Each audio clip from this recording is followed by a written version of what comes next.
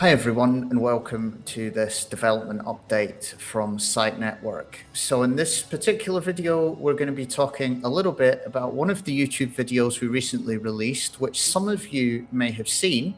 Some of you may not yet have been able to see it, but I wanted to just pull out some of the core themes of it before showing you it within this video as well. And obviously there'll be a link in Telegram to watch it as well. So there are some core key features that we are going to need on our platform if it is going to serve the tourism industry and become this social immersive twin economy across tourism around the world. And one of the key ones is the use of tour guides and the use of historic figures as NPCs or non-playing characters. So for those of you who are not familiar with NPCs are, as it sounds, non-playing avatars that are connected to a source of knowledge, usually an AI model, that will allow you to interact with them and either gain information from them or to be able to be told a story about a particular place or a particular thing.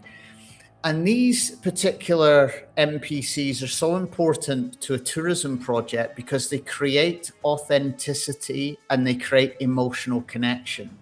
So if you take any tourist attraction in the world, and we could take a UNESCO heritage site, or we could take the Eiffel Tower, or we could take Edinburgh Castle, there's a certain amount of interest in those attractions based on how they are today.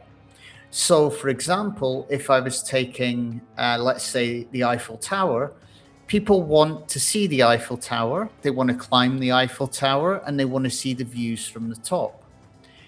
But that is only part of the story. That experience within itself doesn't tell you what was Paris like when the Eiffel Tower was built. Who were the people that worked with Gustav Eiffel to build the Eiffel Tower? What was their lives like? What did it look like to be on an Eiffel Tower work crew?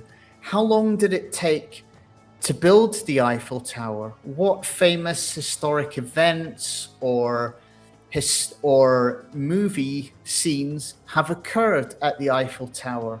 What would it be like to be able to stand on the Eiffel Tower today and have it transformed using time travel to see it and experience it as it was in the 1800s.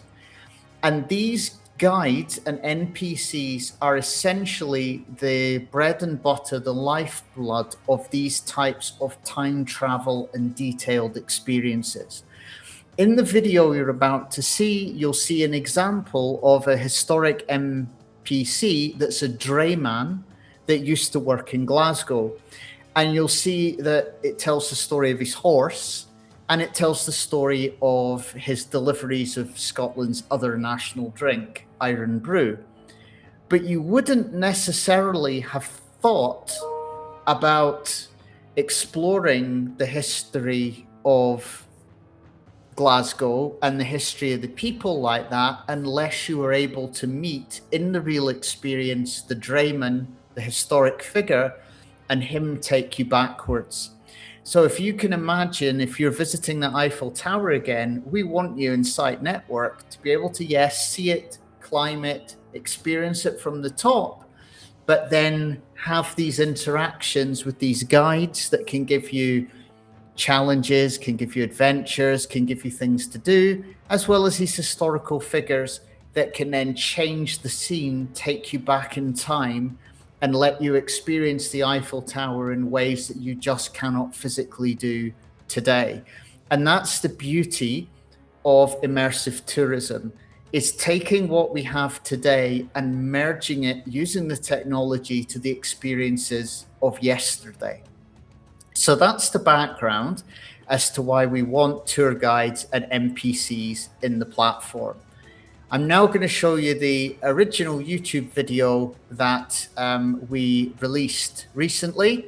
So you can also see this from the link as well.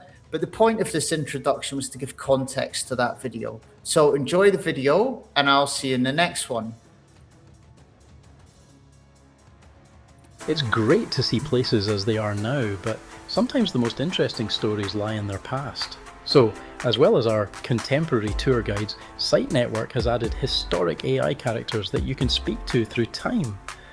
At the Kelpies, visitors can meet William Fotheringham and learn about his life as a 1930s drayman leading the huge horses that worked Falkirk's canals and streets and inspired the design of the Kelpies. These guides connect us to the history of these locations through the eyes of the people who lived through it. Populated with the knowledge of the period, they can tell you all about what it was like to be there.